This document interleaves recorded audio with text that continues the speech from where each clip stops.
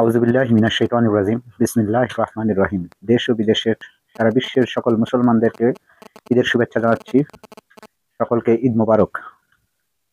আজকে বিশেষ কোনো আলোচনার মধ্যে দিয়ে যে ঈদের শুভেচ্ছা বার্তা দেওয়ার জন্যই আপনাদের সামনে হাজির হলাম। তো সারা বিশ্বে যখন মুসলমান বিশেষ করে ফিলিস্তিনিদের কষ্টসাধ্য ঈদ পার করছেন, আমরা সেখানে বাংলাদেশের মানুষ দুঃখ প্রকাশ করছি এবং সমবেদনা পেশ করছি আমার ফিলিস্তিন ভাইদের জন্য। সারা বিশ্বের মুসলমানদেরকে জাগ্রত হওয়ার আহ্বান জানাই, যেন তারা সবাই নিজেদের সাধ্যমতো ফিলিস্তিনদের পাশে দাঁড়ায়। এবং আরো দুঃখ প্রকাশ করছি আমি ইন্ডিয়ার সরকারের চা বিক্রেতা মোদির জন্য, যে তিনি ঘোষণা দিয়েছেন যে ভারতের মুসলমানকে ওপেন জায়গায় ঈদের নামাজ পড়তে দিবে না। এই ভারতের মোদি তিনি আসার পর থেকেই আমরা দেখেছি যে মুসলমানদের উপর বারবার যে নির্যাতন চালায়, এবং তিনি আবার সাফাই গায়ে যে বাংলাদেশের সংখ্যালঘুদের উপর অত্যাচার হয়। তো ডক্টর মোহাম্মদ ইউনূস তার বিচক্ষণতায় এই কয়েক মাসে সেটা জাতিসংঘের কাছে বা বিশ্বের বহির্বিশ্বের সকল দেশে এই বার্তা দিতে সক্ষম হয়েছে যে আসলে বাংলাদেশ কোনো সংখ্যালঘুদের অত্যাচার করে না, বরঞ্চ এই অত্যাচারটা ইন্ডিয়াতেই হচ্ছে মুসলমানদের উপর। যেখানে ভারত সরকার 1 কেজি গরুর মাংস কিনে নিয়ে বাজার থেকে বাড়ি যাওয়ার সময় রোডে সেই মুসলমান ভাইকে হত্যা করে, সেখানে সে দেশের বাণী কখনো মুসলমানদের জন্য কল্যাণ করা হবে না, এটা প্রত্যাশাও আমরা করি না। বিশেষ একটা দল ছিল বাংলাদেশে যারা ইন্ডিয়ার আজ্ঞাবহ হয়ে বাংলাদেশকে শোষণ করেছে। তারা আজ ইন্ডিয়ার মুখের দিকেই তাকিয়ে আছে যে কবে কখন কোথায় থেকে যেন একটা সুসংবাদ পেয়ে যায়। তো আল্লাহর কাছে শুকরিয়া আদায় করি, বাংলাদেশ যেভাবেই হোক এই 8টি মাস যে অতিবাহিত করেছে এবং এখন পর্যন্ত সর্বাগ্রেহে আমরা সব শ্রেণীর মানুষের থেকে, বিশেষ করে এই ঈদের মধ্যেও আমরা সারা বাংলাদেশের যেসব মিডিয়া আছে রোডে ঘাটে যারা নির্বিঘ্নে চলাফেরা করতে পারছে, এবং সবচেয়ে আনন্দের বিষয় সবাই খুশি হয়েছেন যে তারা ঈদে যে গ্রামের বাড়িতে যায় ঢাকা শহর থেকে, সেখানে নির্বিঘ্নে এবং কোনো প্রকার চাঁদাবাজি বা টিকিটের যে অনিয়ম, সময়ের অনিয়ম, এমনকি রেল যোগাযোগেও কোনো ফ্লাইট বা রেল যোগাযোগেও কোনো টাইমের কোনো ইয়ে হয়নি। তো এই যে বাংলাদেশের স্বাচ্ছন্দ্যের একটা 15 বছর পরে একটা 15 দুখানে 30টা ঈদ গেছে মানুষের।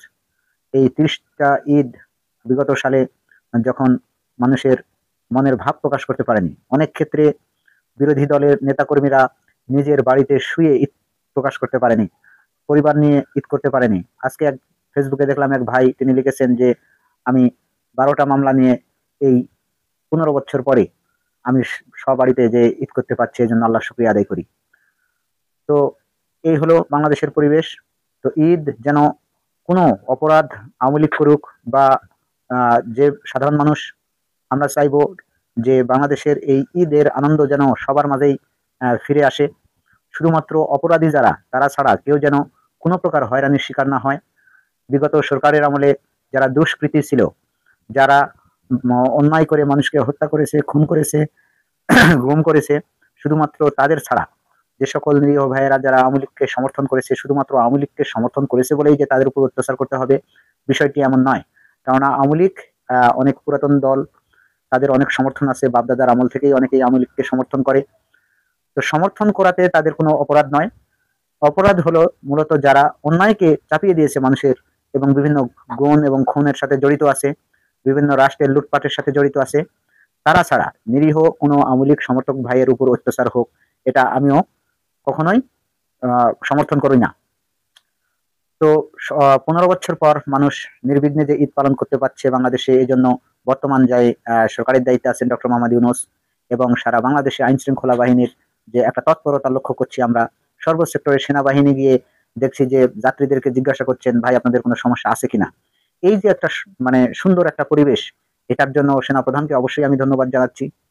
তো সব মিলে বাংলাদেশের এইটা আনন্দে যাবে এমনটি প্রত্যাশা করছি।